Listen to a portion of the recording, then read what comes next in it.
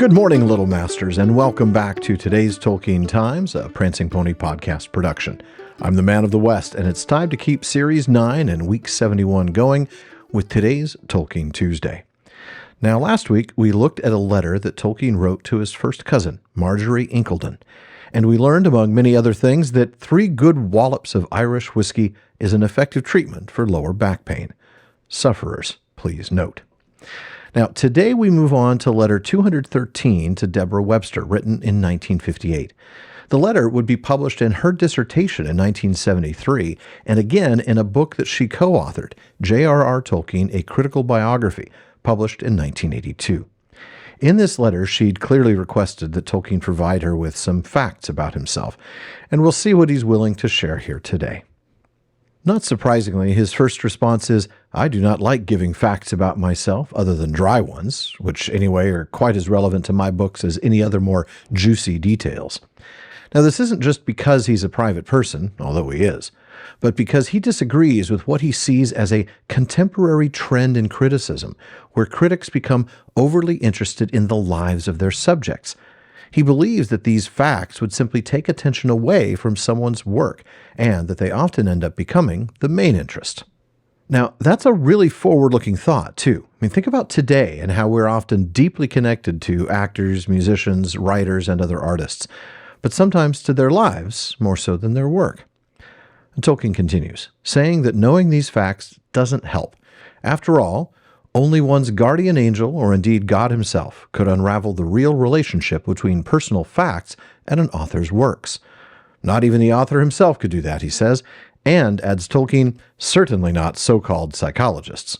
And folks, especially psychologists, that's his edition of so-called, not mine. He goes on to point out what he says is a scale of significance when it comes to these kinds of facts, and this is where it gets interesting.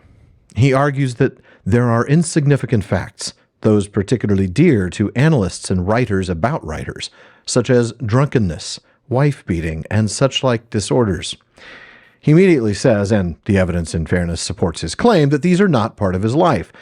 Then he makes an argument that runs very counter to today's artistic climate. He says, but if I were, I should not suppose that artistic work proceeded from the weaknesses that produced them, but from other and still uncorrupted regions of my being. In other words, those disorders, or sins as he also calls them, or weaknesses, are not the source of his work. The uncorrupted regions of him are.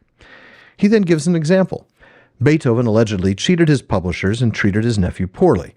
Tolkien points out, however, I do not believe that has anything to do with his music.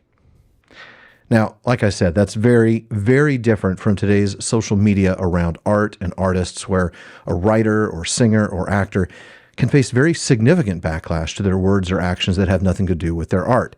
Now, I'm not going to get into a debate on what is often referred to as cancel culture, but it seems clear from these words that Tolkien might have found a disconnect there. He goes on to point out that there are more significant facts that actually do have a connection and or influence on an artist's work, but that knowing these facts still doesn't explain the works. He then provides an example about himself. For instance, I dislike French and prefer Spanish to Italian, but the relation of these facts to my taste in languages, which is obviously a large ingredient in The Lord of the Rings, would take a long time to unravel and leave you liking or disliking the names and bits of language in my books just as before. And finally, he says, there is a third category of facts, those that, however dryly expressed, are really significant, and for those he cites a few personal examples. One is that he was born in 1892 and lived his early years in the Shire in a pre-mechanical age. More importantly, he says, is the fact that he is a Christian, a fact he says can be deduced from my stories, and also a Roman Catholic, though he concedes this fact perhaps cannot be deduced. And yet people still do, as he points out 2 instances. One letter he received asserted that the invocations of Elbereth and the character of Galadriel as directly described, or through the words of Gimli and Sam, were clearly related to Catholic devotion to Mary. Another saw in Waybread lembus, or viaticum, and the reference to its feeding the will and being more potent when fasting, a derivation from the Eucharist. Now, in reference to those 2 observations, Tolkien then acknowledges that far greater things may color the mind in dealing with the lesser things of a fairy story. Now, as interesting as all that is, this letter is most famous for its final paragraph, chock full of facts and some good ones at that. And this paragraph deserves to be read uninterrupted. I am in fact a hobbit in all but size. I like gardens, trees, and unmechanized farmlands. I smoke a pipe and like good plain food unrefrigerated, but detest French cooking. I like, and even dare to wear in these dull days, ornamental waistcoats. I'm fond of mushrooms out of a field, have a very simple sense of humor, which even my appreciative critics find tiresome, and I have to interrupt just this once to say, I feel heard. Tolkien continues, I go to bed late and get up late when possible. I do not travel much. I love Wales, what is left of it, when mines and the even more ghastly seaside resorts have done their worst, and especially the Welsh language.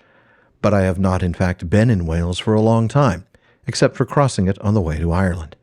I go frequently to Ireland, being fond of it and of most of its people, but the Irish language I find wholly unattractive.